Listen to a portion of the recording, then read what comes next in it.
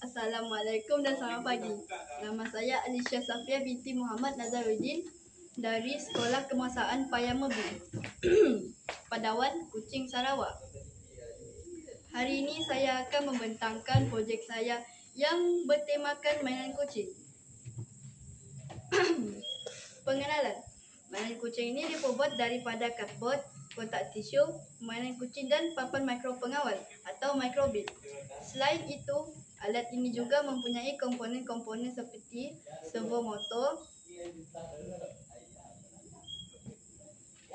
IR beat, dan sound beat. Kegunaan. Dengan alat mainan ini, kucing anda tidak akan lagi bosan kerana boleh bermain bersama mainan ini tanpa menghabiskan tenaga anda. Cara penggunaannya ialah nyalakan indukasi power bank. Kedua, sensor akan mengasah pergerakan dan bunyi kucing. Ketiga, mainan yang digantung kepada servo motor akan bergerak setelah sensor pergerakan dan bunyi mengesan tindak tanduk kucing tersebut.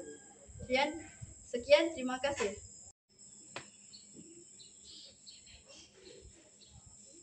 Meow, meow, meow, meow, meow, meow. Okay.